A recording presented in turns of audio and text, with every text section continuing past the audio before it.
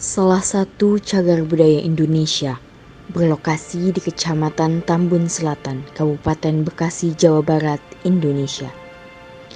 Kaya akan makna dan sejarah yang kental, tak berbicara namun dengan keheningannya tampak seolah berkata, mengeluarkan kata-kata yang mengisyaratkan bahwa ia, sang Gedung Juang, memiliki cerita yang panjang.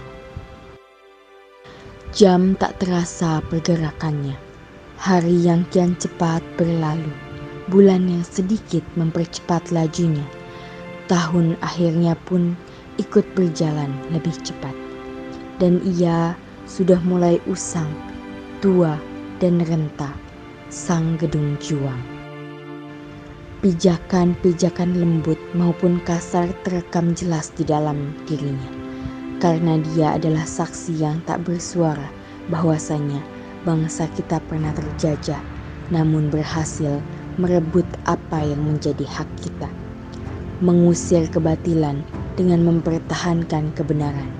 Itu yang terekam jelas di dalam dirinya, sang Gedung Juang. Gedung ini juga menjadi saksi bisu yang merupakan tempat perundingan pertukaran tawanan antara Belanda dengan para pejuang kemerdekaan Indonesia. Pejuang kemerdekaan Indonesia dipulangkan oleh Belanda ke wilayah Bekasi dan tentara Belanda dipulangkan ke Batavia melalui stasiun Tambun yang lintasan relnya tepat berada di belakang gedung ini. Pada tahun 1943, tentara Jepang mengambil alih gedung ini dan dijadikannya sebagai salah satu pusat kekuatan dalam menjajah Indonesia. Pada akhir masa penjajahan Jepang, terjadi sebuah peristiwa besar pembantaian tentara Jepang oleh pejuang kemerdekaan Indonesia, di mana tentara Jepang yang pada saat itu menggunakan kereta api melintasi wilayah Bekasi hendak meninggalkan Indonesia melalui Bandar Udara Kalijati, Subang. Relnya dibelokkan ke rel buntu yang membuat kereta terperosok. Kemudian tentara Jepang yang sebagian besar tidak bersenjata dikarenakan mereka menyimpan senjatanya di gerbong barang dibantai oleh pejuang kemerdekaan Indonesia dan mayatnya dibuang di Kali Bekasi. Setelah Jepang menarik diri dari Indonesia pada tahun 1945, KNI Komite Nasional Indonesia menjadikan Gedung Juang Bekasi sebagai kantor Kabupaten Jatinegara. Tidak hanya menjadi kantor kabupaten, gedung ini juga dijadikan sebagai tempat pertahanan dan pusat komando dalam perjuangan mempertahankan kemerdekaan Indonesia dari tentara sekutu yang hendak menjajah Indonesia kembali. Pada akhir tahun 1947, Belanda melanggar perjanjian Linggarjati dan melakukan agresi militer pertama. Gedung Juang Bekasi pun dapat dikuasai oleh Belanda setelah melakukan serangan bertubi-tubi hingga tahun 1949.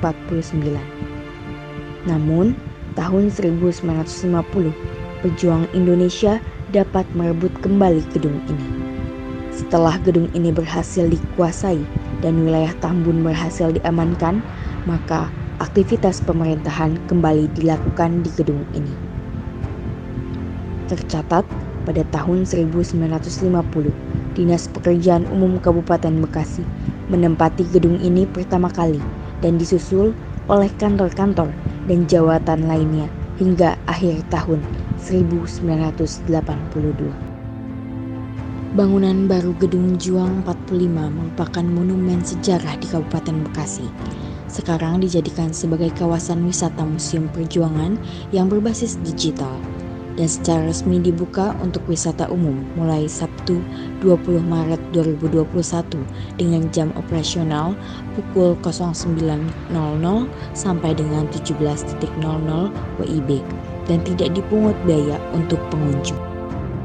Sekitar 20 tahun silam, Gedung Juang 45 berkali-kali dijadikan sebagai kantor pemerintahan. Namun kondisi bangunannya kian tahun menjadi rusak karena tak terawat. Terlebih lagi sejak kelelawar-kelelawar yang bersarang di gedung ini selama bertahun-tahun. Bagi masyarakat sekitar, dahulunya Gedung Juang 45 dikenal sebagai gedung terbengkalai tempat sarang kelelawar. Tak heran situasi gedung yang tidak terawat tanpa penerangan dan kumuh sangat mendukung suasana mistis. Seiring tahun dan kepemerintahan yang berganti, tentu hal ini bukan sesuatu yang dibiarkan oleh pemerintah, mengingat Gedung Juang adalah bangunan cagar budaya. Untuk mengupayakan kembalinya aspek kesejarahan yang harusnya melekat pada gedung ini, Pemkab Bekasi melakukan revitalisasi besar-besaran untuk Gedung Juang 45 yang memakan waktu 1 tahun 2 bulan dengan menghabiskan anggaran yang bersumber dari APBD murni tahun 2020 sebesar 36,9 miliar serta alokasi anggaran tambahan di APBD perubahan sebesar 3,5 miliar. Karena merupakan cagar budaya, revitalisasi gedung tidak mengubah bentuk bangunan. Gedung yang awalnya kosong dan tak terawat lalu dibersihkan, diperbaiki dan dijadikan museum digitalisasi, sehingga menghidupkan kembali nilai sejarah sekaligus mempercantik bangunan cagar budaya. Renovasi meliputi perbaikan atap rusak, pengecatan ulang, hingga penataan kawasan menjadi lokasi wisata sejarah di Kabupaten Bekasi. Pembangunan juga termasuk plaza luas dengan paving block, plaza dihiasi dengan lampu taman, kolam, dan tugu yang diharapkan menjadi ikon kota dan daya tarik wisata untuk warga Bekasi dan sekitarnya.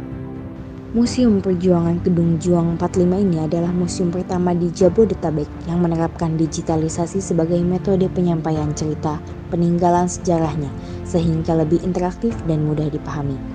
Revitalisasi Gedung Juang 45 membawa dampak baik bagi pedagang kaki lima. Pasalnya, dahulu Gedung Juang 45 tersebut ditutup dan terdapat larangan berjualan di sekitar. Namun sejak dibuka kembali setelah direvitalisasi, beberapa pedagang kaki lima diizinkan untuk berjualan di depan gedung. Dan tentunya hal ini menjadi kesempatan baik bagi para pedagang. Seperti contohnya, pedagang kaki lima yakni Batagor yang menyampaikan bahwa mengenai pengaruh baik dari kegiatan revitalisasi ini dikarenakan tidak adanya biaya sewa tempat, melainkan hanya uang kebersihan saja.